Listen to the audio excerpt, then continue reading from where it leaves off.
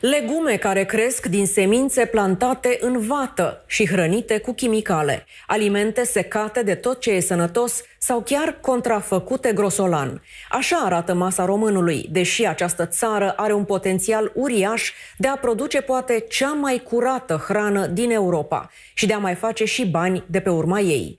Guvernanții României au propus recent reducerea de taxe pentru alimentele bio. Lăudabil, dar din păcate puțin cam târziu. Pentru că între timp ne-am distrus fabricile, piața a fost ocupată de alții, iar România a devenit sursă de materie primă pentru branduri străine și scumpe, care în final se vând tot la noi.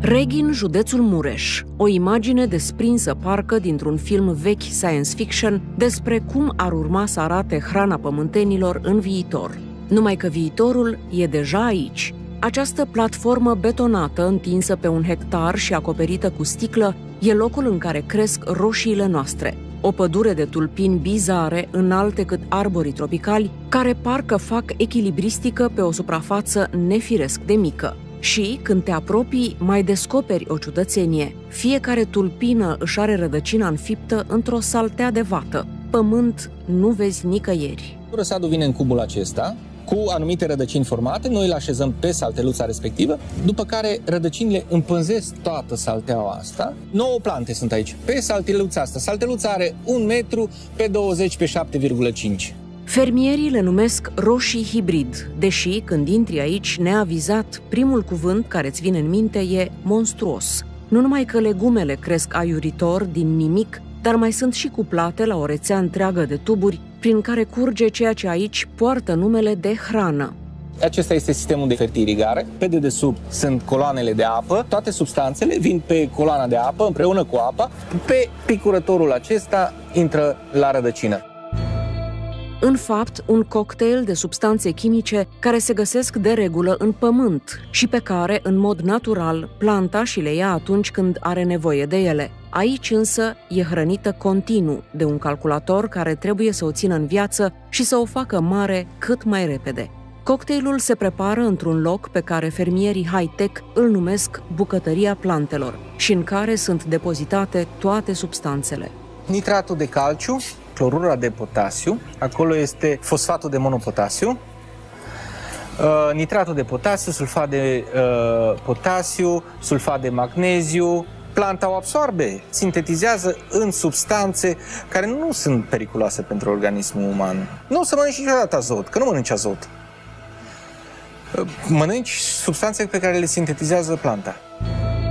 Deși puțin știu de ea, metoda nu e nouă, nici în lume, nici la noi. E ieftină, profitabilă și mai ales asigură cantitățile necesare unei planete tot mai populate. Dan Borotea a fost unul dintre primii români care au adus în țară această tehnologie. Plantele sale gigant rodesc aproape tot anul, așa că vinde peste 500 de tone de tomate în cele mai importante hipermarketuri din țară. Succesul lui și al altora ca el e garantat pentru că filozofia e simplă. Roșia mea este frumoasă. Întotdeauna omul când vine și se uită la o marfă, mănâncă prima dată cu ochii. Deci o roșie din asta e perfectă. La câteva sute de kilometri distanță, Andrei Barbu alege cu migală de ceasornicar bob cu bob dintr-o grămăjoară de semințe. Asta este sămânța, așa cum vine de la mama natură. A fost recoltată, a fost uscată, selecționată și atât. E început de februarie și fostul programator Andrei Barbu, transformat în fermier, pregătește, sămânță cu sămânță, noua recoltă de roșii ecologice. Sunt 5 ani de când a înțeles că tehnologia a mers prea departe și că, în loc să ne hrănească, alimentele moderne au început să ne facă mult rău, pentru că otrava e prezentă încă din stadiul de sămânță.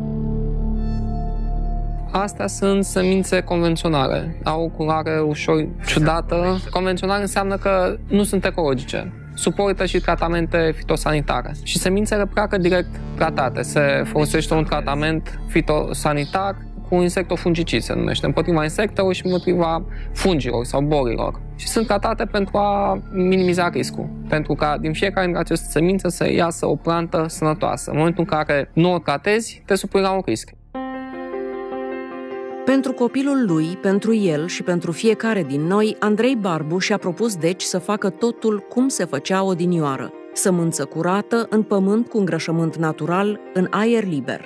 Fiecare plantă urmează să crească în ritmul ei și fără substanțe chimice. E un risc pe care și-l asumă an de an. Depinde mereu de capriciile vremii, iar statul nu-l subvenționează, de parcă agricultura eco ar fi doar un moft. Timp de 3 săptămâni, roșiile lui au crescut frumos și promițător. E momentul să le scoată din seră și să le planteze afară fir cu fir. Dacă totul merge bine, anul acesta ar putea vinde de peste 100.000 de euro. Așa a fost până acum. Chiar și fără ajutor de la stat, a reușit în 5 ani să ajungă furnizorul principal de legume organice din București. Dar 2 luni mai târziu lovește dezastrul. În mai și în iunie, sudul țării a fost măturat de ploi abundente, iar umezeala a atras și întreținut boli care au atacat cultura. În iunie îl găsim pe Andrei Barbu deznădăjduit. Plantele sunt compromise. Niște plante care au fost semănate la 1 martie, nu am luat niciun fruct și este extrem de probabil că nu vom lua nici de acum încolo niciunul, din păcate. În acest moment, bilanțul e trist. A pierdut aproape o jumătate din plantație și când se gândea că mai rău de atât nu se poate, natura îl lovește din nou. După ploaie a venit august, cu o arșiță care a făcut prăpăd în ce-a rămas. Uite, sudul este în spatele nostru, deci acolo este soarele cel mai puternic. Și fructele astea, aici a atins soarele direct. Devine necomercializabil, nu se mai coc astea, sunt pierdere. Facem agricultură de mulți ani și facem legume de mulți ani și niciodată n-am avut un an atât de rău cum a fost anul ăsta. Roșiile astea au fost îngrijite, au fost palisate, întinse și din păcate nu a fost suficient. Între timp, inginerul Borotea n-are nicio grijă. Tocmai trimite în magazine încă o recoltă din roșiile lui crescute în vată și la adăpostul tehnologiei. Andrei Barbu însă a pierdut 2/3 din ce plantase. Bani aruncați pe fereastră și clienți dezamăgiți că nu au apucat să se bucure de roșiile lui. Sunt foarte gustoase, sunt exact cum trebuie să fie, sunt ca pe vremuri. Ca textură sunt cum trebuie, nu sunt gonflate, nu sunt... Sunt foarte parfumate. Deși le cumpără de 5 ori mai scump decât pe cele crescute la Saltea, Violeta Dincă rămâne fidelă roșiilor bio. De câțiva ani, meniul micului ei bistro bucureștean se îmbogățește treptat cu produse ecologice. A simțit trendul. Oamenii sunt din ce în ce mai preocupați de ce mănâncă și mai ales le e dor de gust. Diferențele dintre roșiile de supermarket și cele organice le simte chiar de când le pregătește. Spre deosebire de roșiile din comerț, care au mai multă coajă decât miez. Astea sunt foarte zemoase și au coaja foarte subțire, se decorez foarte greu, dar asta e un semn foarte bun. Doar că diferențe sunt mai dramatice de atât și mai profunde. O arată studiile comparative de laborator făcute pe roșii. Concluzia a fost clară. Legumele hibrid sunt mai mult apă chioară. Substanța uscată a fost mult mai mică, respectiv cu 25% mai mică substanța uscată la hibridul comercial. Proba vegetală respectivă a avut un conținut mult mai mare de apă, în defavoarea substanțelor uscate, care reprezintă practic calitatea nutrienților. Adică, deși nouă ni se pare că mâncăm o salată sănătoasă, de fapt, roșiile hibrid au o cantitate mult mai mică de substanțe nutritive, lipsindu-le exact ce trebuie pentru a fi sățioase. Mai mult, le-a dispărut în mare parte ceea ce era mai important, licopenul, un antioxidant specific roșiei foarte puternic, despre care se crede că împiedică apariția cancerului. Conținutul de licopen, iarăși, a înregistrat o creștere la soiul autohton cam de 40%, licopenul care se știe că este un compus considerat un indicator al calității unor produse de genul roșiilor. Și tot la analiza de laborator s-a descoperit că unele substanțe au dispărut complet din roșiile crescute artificial. De exemplu, substanțe care dau aroma roșiilor sunt găsite în 2 soiuri. Unul din ele fiind cel autohton, în schimb în acel hibrid comercial, cum s-a numit, nu le-am găsit deloc. Asta au ajuns să mănânce oamenii în ultima jumătate de secol. Mult nimic. Și nu e valabil doar pentru roșii. Studiile au relevat faptul că, în medie, vitaminele și mineralele, care sunt absolut esențiale, au scăzut pe toată gama de produse cu până la 35%. Astăzi, față de acum 50 de ani, cantitatea de vitamine și minerale scade pentru că intenția producătorului de materiale seminceri, de semințe, este să obțină un produs cu viață lungă de raft și cu producție imensă, colosală. Nu e doar o intenție, e o necesitate. Suntem tot mai mulți și tot mai greu de hrănit. Așa că industria alimentară ne fabrică în laboratoare mâncare artificială care pare că ne ține în viață, dar care de fapt ne grăbește sfârșitul. Mâncăm, avem stomacul plin, dar nu ne hrănim, deci celulele noastre, corpul nostru nu asimilează ce are nevoie și astfel apar aceste dereglări ale metabolismului. Cea mai cruntă boală, lăsând la o parte cancerul, care și aici suntem pe locul întâi în Europa, dar cea mai cruntă boală mie mi se pare obezitatea. Și din spaima că mâncarea modernă nu face decât să amorseze o bombă în lăuntrul nostru, a apărut nevoia de hrană bio, naturală, iar din această nevoie s-a creat o piață. În Occident, acolo unde oamenii sunt mai atenți și mai avizați, se consumă deja mâncare ecologică în valoare de 40 de miliarde de euro pe an. Iar noi stăm pe o mină de aur și nu ne pasă. În Europa, se știe, există puține țări care mai pot produce hrană eco. România e printre ele. Ba chiar se spune că avem cel mai mare potențial agricol bio de pe continent. Un avantaj care, ironic, a apărut din sărăcie. Se știe clar că în perioada războiului rece, Occidentul a avut bani mai mulți și a chimizat mai intensiv agricultura cu substanțe din acestea chimice de sinteză, îngrășăminte, pesticide, având niște recolte foarte mari, iar tot estul Europei, fiind mai săraci, nu a finanțat în substanțe chimice de sinteză cel care ara cu plugul, cu siguranță nici nu avea bani de îngrășăminte și cu atât mai puțin de pesticide.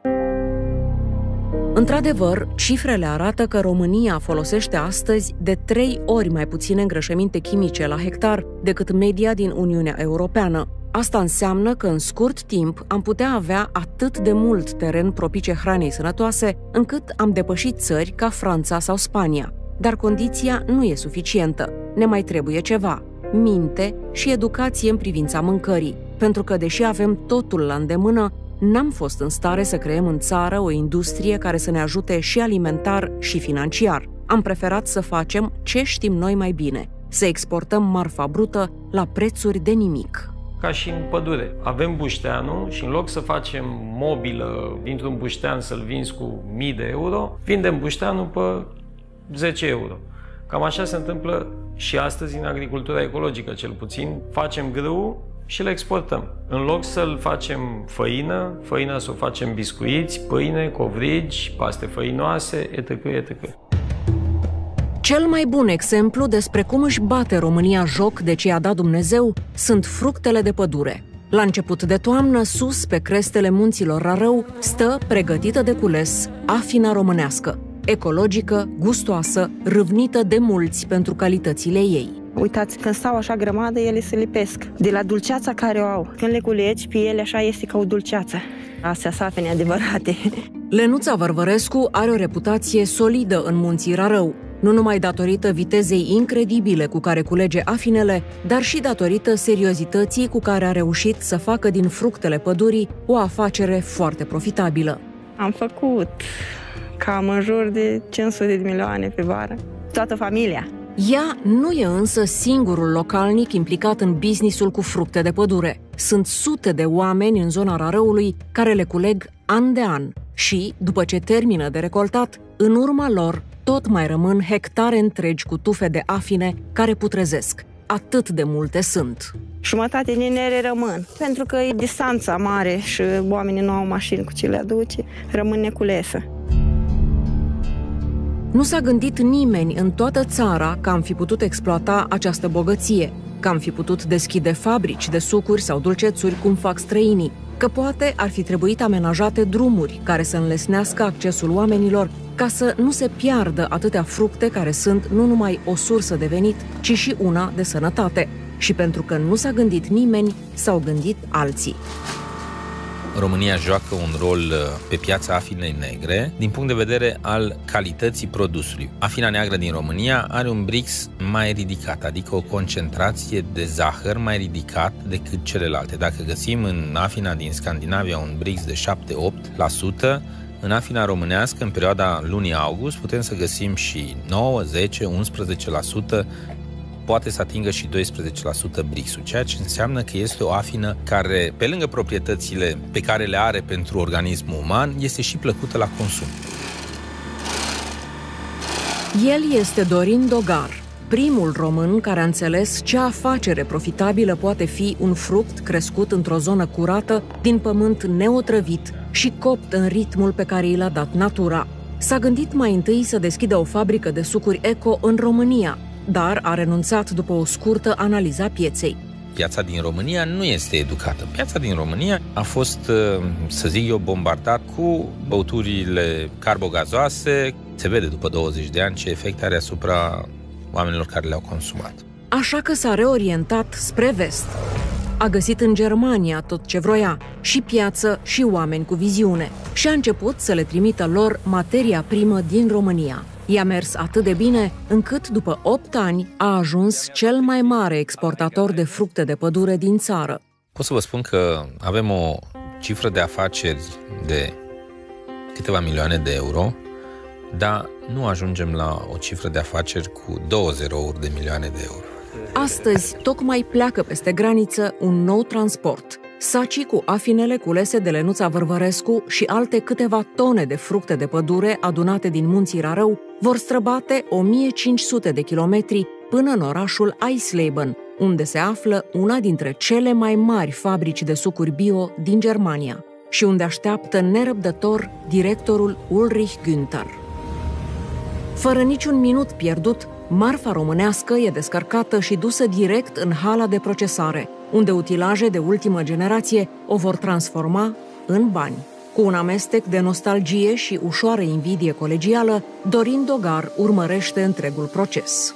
Aici se curăță prima dată produsele și se simte mirosul și flavoarea afinei și a produsului organic care vine din Carpați. Un produs care a făcut din Ulrich Günther un om bogat și mulțumit. Concernul lui deține câteva fabrici de produse bio care au cucerit toată Germania, inclusiv datorită savorii fructelor românești. In unseren Unternehmen verarbeiten wir jährlich etwa 60.000 bis 70.000 Tonnen Obst, wo natürlich auch einiges an Mengen, gerade im Biobereich, aus Rumänien kommt. In Deutschland und in Westeuropa gibt es einen wachsenden Bedarf an qualitativ hochwertigen Produkten und die rumänische Qualität ist eigentlich immer gut.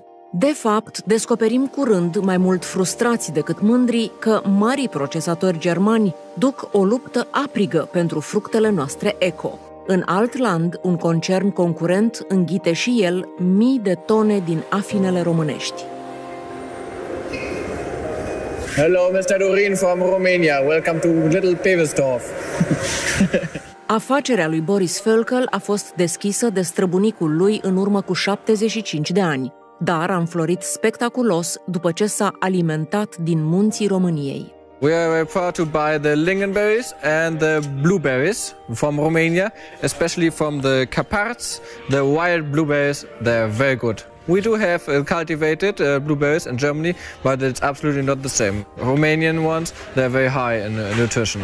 Din uriașul depozit al lui Boris Völkel pleacă anual în lume peste 100.000 de sticle de suc făcut din afine și merișoare românești. We sell this product also to inside Europe, but also to Singapore, to the Asian countries. They like this juice because it's especially the blueberry juice. It's very good for the eyes. Cererea fiind în continuă creștere, neamțul și-a mai cumpărat de curând niște rezervoare pentru depozitarea sucurilor. This is 130,000 liter. We need to store more apple juice from Romania.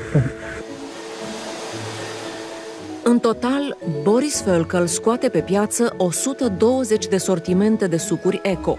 De departe însă, cea mai apreciată e combinația de afină cu măr, iar merele, desigur, le ia tot din România. Tocmai i-a mai sosit un transport pe care se grăbește să-l inspecteze. Apple juice is a very good basement. So, and the apples from Romania, they are very sweet because it's southern, there's a good sun. So we mix it with the cherry, with the elderberries, with the pomegranate juice, and so on.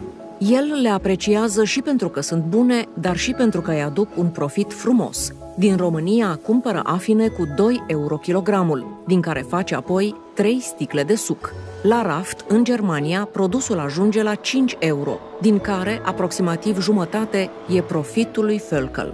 Ironia maximă e însă alta. După ce au plecat din țară ieftin și nebăgate în seamă, afinele din Munții Rarăului revin în România, ambalate frumos și foarte scumpe. E și normal, spune proprietara unui magazin de produse bio din București. Sucurile acestea au prețurile atât de ridicate tocmai datorită faptului că ele sunt aduse din țări foarte îndepărtate. Gândiți-vă că un produs parcurge până în România câteva mii de kilometri, ori partea logistică este una semnificativă. Și astfel pierdem și noi și businessul cu produse bio care ar fi putut înflori în România. Magazinul Gabrielei Mătăchescu, de exemplu, merge de 2 ani în pierdere, pentru că puțini oameni își permit să cumpere atât de scump. În schimb, în Germania, același tip de magazin a mers din plin, inclusiv în perioada de criză. Organic products have a share of around 6% in the German food market. It's, I think, the biggest market in Europe for organic products. We have an annual turnover of around 2.8 million euro. Only here? This market, yes. And we got 2 markets in Leipzig, so we make around 5 million per year. Sunt în câștig pentru că produsele sunt fabricate în Germania. Noi, și dacă am vrea să mai facem ceva, n-am mai avea cum. Toate fabricile comuniste de sucuri și dulcețuri au dispărut. În această clădire, în anii 90, exista cea mai modernă instalație de procesare a fructelor din toată țara. Astăzi, la 25 de ani de atunci, la fabrica de conserve Târgu Mureș nu se mai conservă nici măcar cărămizile.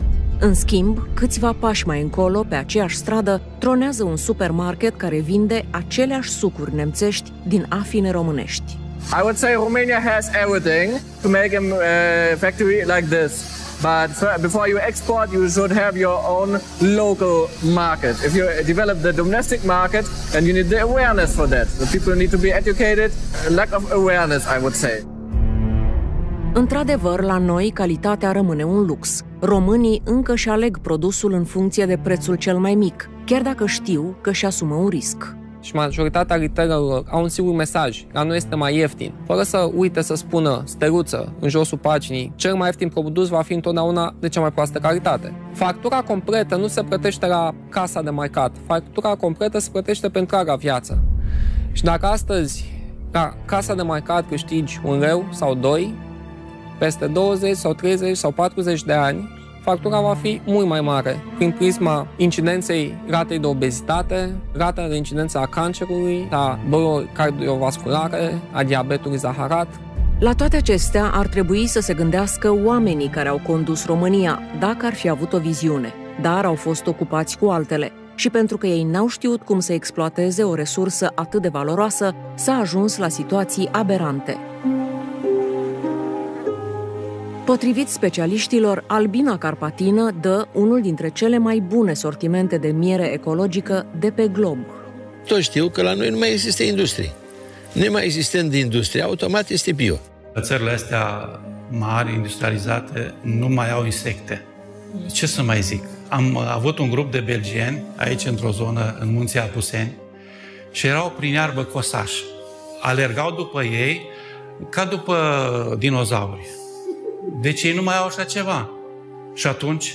Mierea românească este net superioară altor mieri din lume, conțin o multitudine de florală pe care alții nu o au, tocmai datorită diversificării florale și a reliefului, care îi conferă această posibilitate. E, în același timp, un medicament minune care ar putea fi produs la noi în cantități colosale, dar, evident, asta nu se întâmplă. Apicultorii noștri nu sunt subvenționați deloc, așa că preferă să dea tot ce au la export, pe o piață în continuă creștere. Un client străin, care tocmai i-a scris lui Traian Dobre, cere aproape cu disperare un nou transport. Domnule Traian, eu încă mai sper că tu vei reuși să-mi oferi un camion de miere de salcâm. Prețul nu are importanță. Și odată ajunsă în Occident, mierea noastră parcurge același traseu ca și afina românească. Dorin Dogaru știe asta pentru că, pe lângă fructe, face și export de miere. O încarcă în România în butoaie de 300 de kilograme și o trimite la 1500 de kilometri departare la Bremen, în Germania. Acolo e prelucrată sumar. Mierea, în momentul când vine în butoaiele din România, trebuie să fie curățată de anumite mici impurități. După care e pusă în borcane și gata. Într-un final, mierea noastră ajunge pe rafturile magazinelor bio din Germania. Oamenii de afaceri de aici o vând la un preț de 3 ori mai mare decât cel cu care iese din România. Și asta doar pentru că o ambalează frumos. Mai exact, nemții cumpără miere de salcâm de la noi cu 4 euro kilogramul și îl vând în magazinele lor cu 12. Diferența de 8 euro rămâne în economia Germaniei și nu a României, pur și simplu pentru că noi n-am fost în stare să creăm un brand al nostru, deși materia primă e aici. În lumea capitalistă și cu Europa Occidentală de astăzi, ca să produci un biscuit, un iaurt, o grisină bio, îți trebuie un ambalaj, un logo, o poveste pusă acolo pe mintea și pe înțelesul și pe dorințele neamțului, francezului, elvețianului, italianului, americanului. Așa că nemții i-au scris o poveste, i-au zis exotic miere din Carpați și au făcut-o faimoasă în lume sub firma lor. Iar în timp ce ei mănâncă hrană sănătoasă românească și mai fac și bani de pe urma ei, noi am ajuns să cumpărăm din magazine miere dubioasă de import. Chiar anul trecut, Guvernul României a cumpărat la licitație o cantitate uriașă de miere contrafăcută pe care a împărțit-o nevoiașilor sub formă de ajutoare. Uitați, scrie miere polifloră și mai sus scrie Guvernul României. Nu avem cuvinte la treaba asta. S-a făcut analiză la mierea asta la Institutul de Cercetări pentru Apicultură și concluzia a fost că nici măcar n-a trecut în gușa albine. Biochimistul Cristina Mateescu a făcut acea analiză și s-a înfuriat. Era glucoză industrială. Aceste siropuri de glucoză, de fructoză, se obțin din cereale. Din punct de vedere al procesării acestor produse, se fac niște tratamente cu niște produse chimice care pot dăuna organismului nostru. Însă indolența noastră merge și mai departe. În ultimii 2 ani, în lume a apărut un fenomen îngrijorător. Dispar albinele. Țările civilizate au luat măsuri imediat, conștiente de consecințe. Sunt 70.000 de plante care se polinizează cu albinele pe glob. Înseamnă că dacă albinele n-ar exista, 70.000 de plante ar dispărea. Știți ce a spus Einstein? Dacă ar dispărea albina de pe glob, în 10 ani ar dispărea omenirea. Ăla, eu zic că aș știu ce zice. Pe noi însă nu ne interesează nici Einstein, nici albinele. Anul trecut, Comisia Europeană a cerut interzicerea în agricultură a unui insecticid extrem de nociv, considerat vinovat de moartea albinelor. România însă s-a opus și a continuat să-l folosească. Rezultatul a fost dezastruos. În 2014 au murit mii de familii de albine. Ce urmări ar putea avea acest fenomen, știu alții foarte bine. În China este o zonă foarte poluată unde nu trăiesc albinele. Și aveau o cultură de peri, mi se pare, așa ceva. Și aveau niște bețe șalungi și în capătul bețelor aveau niște pene. Și fiecare chinez mergea și dădea cu penele alea pe flori ca să-l facă polenizarea. Păi acolo vrem să ajungem. Nu e exclus să ajungem și acolo, pentru că liderii acestei țări, care ar trebui să fie vizionari, au o singură mare grijă pentru viața lor. Propunerea Asociației Bio-România de a fi încurajată prin reducerea de taxe alimentația sănătoasă a rămas ani de zile aruncată prin sertarele ministerelor, timp în care noi, deși în pole position, am pierdut startul pe o piață aflată acum în plin avânt în toată lumea. Am distrus infrastructura necesară producerii de hrană organică și am fost privați de o educație vitală privind modul în care ar trebui să mâncăm. Unii spun că nu e o întâmplare și că, de fapt, totul ar fi fost planificat chiar așa, ca să nu aibă de pierdut marile companii de produse chimice sau de hrană fabricată în laborator. Dar poate că sunt doar gurile rele.